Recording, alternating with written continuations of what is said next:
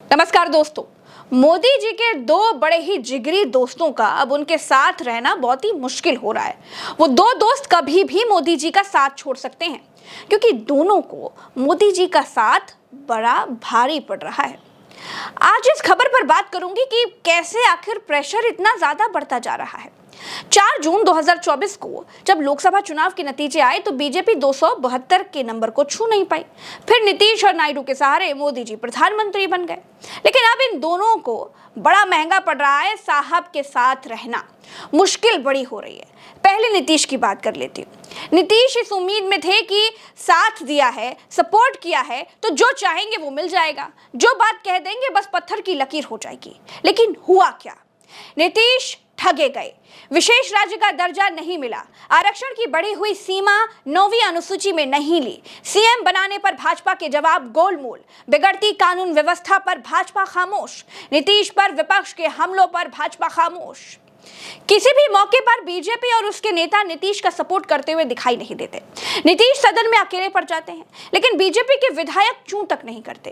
तेजस्वी यादव लगातार हमले पर हमले करते हैं, लेकिन बीजेपी काउंटर नहीं करती। अमित शाह कहते हैं कि मुख्यमंत्री इलेक्शन के बाद पार्लियामेंट्री बोर्ड तय करेगा। बीजेपी के प्रदेश अध्यक्ष कहते हैं कि एनडीए के सारे दल बैठकर ये बात तय करेंगे। निशांत कुमार की राजनीतिक शुरुआत पर बीजेपी को सांप सूंघ जाता है, और जो कसर रह गई वो वक्फ बिल के बवाल ने पूरी कर दी। दोस्तों, नीतीश कुमार जी कहते हैं कि उन्होंने मुस्लिमों के लिए बड़ा काम किया है, इफ्तार पार्टी में भी जाते हैं, टोपी लगाने में भी वो गुरेज नहीं करते, लेकिन यह वक्फ बिल बिहार में उनकी लुटिया डुबो देगा। ओवैसी हो, एआईएमपीएलबी हो और भी अलग अलग मुस्लिम संगठन हो, वो चाहते हैं कि नीतीश कुमार अपना रुख साफ करें। भाई नीतीश बताएं कि वो कहां खड़े हैं, किसके साथ खड़े हैं, इस मुद्दे पर वो क्या करेंगे। लेकिन नीतीश बाबू हैं कि कुछ तय नहीं कर पा रहे हैं। नीतीश सोच रहे हैं कि एक बार बिहार का चुनाव हो जाए, उसके बाद वो पलटी मार दें, लेकिन इस बार तो उतना भी मौका नहीं है। मतलब नीतीश कुमार को अब की फैसला तो लेना ही पड़ेगा। तो दूसरी ओर है चंद्रबाबू नायडू। इनके सामने तो साहब एक नहीं दो समस्याएं हैं। वक्फ बिल तो इनके लिए एक टेंशन है ही, क्योंकि आंध्र प्रदेश में करीब 8% मुस्लिम वोटर्स हैं जो चंद्रबाबू नायडू को वोट देते हैं। सरकार बनवाई है, कैसे नायडू साहब वक्फ बिल का सपोर्ट कर दें। ओवैसी ने तो इनसे भी कह दिया है कि सोच लेना, मुस्लिम समाज चेहरा याद रखेगा।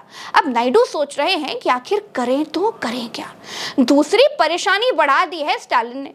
जनगणना को लेकर के जो एक आंदोलन जैसा माहौल स्टालिन ने बना दिया है, दक्षिण भारत के बड़े बड़े नेता उसको सपोर्ट करने के लिए आ गए हैं, और वो चाहते हैं कि नायडू मोदी का साथ छोड़कर उनके साथ खड़े हो जाएं। अगर आंध्र प्रदेश में राजनीति करनी है तो जनगणना के मसले पर वो दक्षिण के राज्यों के साथ खड़े हो जाएं। ओवैसी, स्टालिन, सिद्धरमैया, डीके शिव कुमार, जगन मोहन रेड्डी, केसीआर, ये तमाम नेता जनगणना के मसले पर एक साथ हैं। ऐसे में नायडू कैसे सबका विरोध ले लेंगे, और अगर ऐसा करेंगे तो आंध्र में राजनीति खत्म हो सकती है। इसीलिए मोदी जी के दोनों प्यारे दोस्त अपनी सियासत को तो नुकसान नहीं करेंगे, वो अपनी पार्टी की राजनीति तो खत्म नहीं होने देंगे। लेकिन ये जरूर तय है कि अगर ये नाराज हुए, अगर इन्होंने साथ छोड़ा, तो ये प्रधानमंत्री जी का झोला जरूर उठवा देंगे। दोस्तों, इन दोनों के साथ छोड़ने का मतलब है मोदी जी का सत्ता से बाहर हो जाना। दोनों साथी क्या फैसला लेंगे ये देखना होगा। लेकिन दोस्तों, आखिर में एक बात जरूर कहूंगी कि मार्च का महीना देश की सियासत में कई बड़े संकेत दे रहा है। कुछ बहुत बड़ा जरूर होने वाला है। फिलहाल के लिए इतना ही। आप चैनल को सब्सक्राइब जरूर कीजिएगा, अपनी राय कमेंट में बताइएगा, वीडियो कैसा लगा वो भी कमेंट में बताइएगा। सच को और मजबूत करिए, हमें ताकतवर बनाइए, चैनल को सब्सक्राइब करिए। नमस्कार, जय हिंद।